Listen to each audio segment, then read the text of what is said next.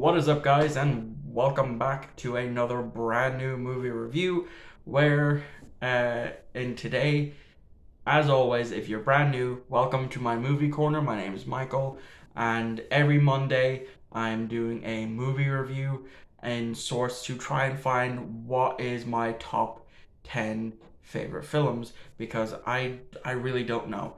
I could gauge a top 3 at best, but actually having a definitive top 10 is something that I don't do. So what I do is every week I sit down here in my spare bedroom.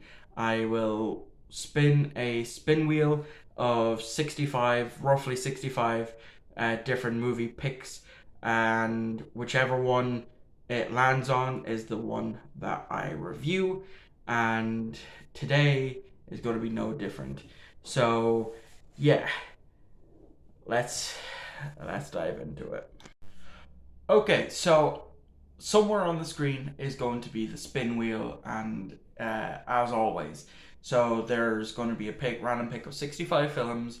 Um, I do remember what movie I forgot to mention that I added on last week. That was the Leonardo DiCaprio Romeo and Juliet, as well as I did actually add on a new movie, but I'm not going to say it because it's going to spoil for a pickups video. So the spin wheel should be happening in around now. Uh, I don't know, because it's all going to be post edited. So the film that I'm going to be reviewing is The Wind That Shakes the Barley, which is a huge difference from all the other films that I've reviewed. Alright, so I just finished watching The Wind That Shakes the Barley, and here is my initial thoughts 2 hours later. I've first seen this film back when I was in fifth or sixth year in school, uh, when we covered it in history class, and it was as good then as it is now. Uh, I can't remember if I had any difficulties, getting through a few scenes, uh, like the one of the torture scenes, as well as the beginning where uh, Micheál O'Sullivan was essentially beaten to death for simply saying his name in Irish as well as speaking in Irish and not following uh, orders from the British shoulders soldiers. I always get those two mixed up. It's a very common thing. Um, so yeah, I still enjoyed it. I definitely enjoyed it. But yeah, now it's time to dive into this review proper with a bit of a history lesson.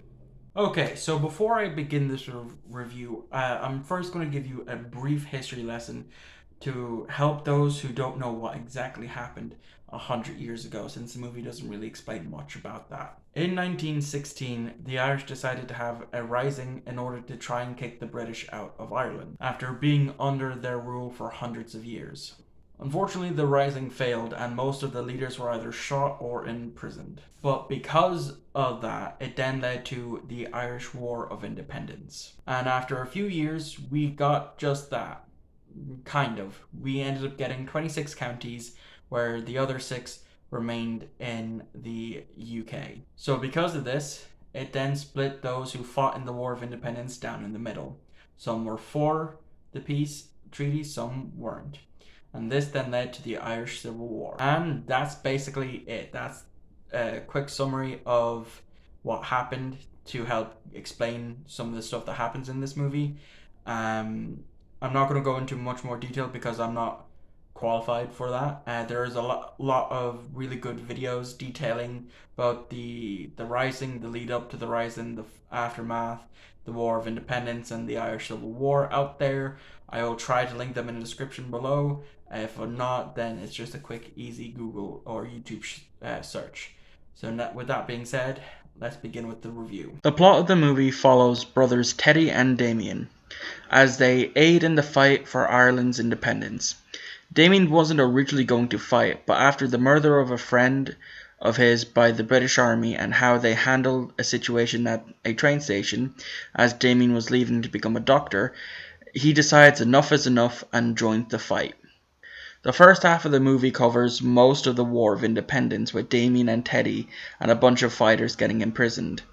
Teddy being tortured for information and how they handled being betrayed by one of their own. By the hour mark, the war is over and there is peace, but not for long, as now the Irish army is split due to the terms of the peace treaty, half accepting the treaty and the other half wanting to continue to fight for full independence, and thus starts the Irish Civil War, in which it pits brother against brother, Teddy against Damien. There's not much here for characters except for the main character of Damien.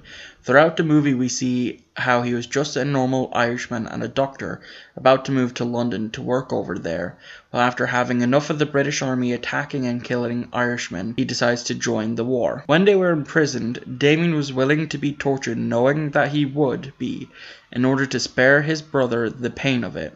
We also see how he changes after his first two kills of a British landlord and one of his own who sold them out. We see this change right up to the end of the movie when he is given the chance to give up those he sided with and get his freedom, or be shot the next morning. So, what are my overall thoughts on The Wind That Shakes the Barley? It's a really good movie. I enjoyed watching it back when I did in history class, and I definitely enjoyed it now. It is definitely one of my favorite Irish films, and it's up there with Michael Collins for me.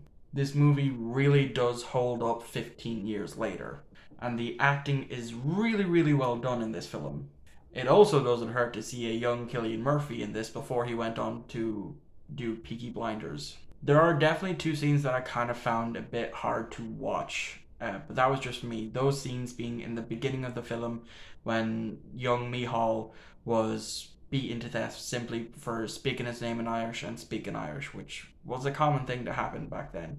The other thing that, the other scene that I found a bit difficult to watch was the torture scene for Teddy.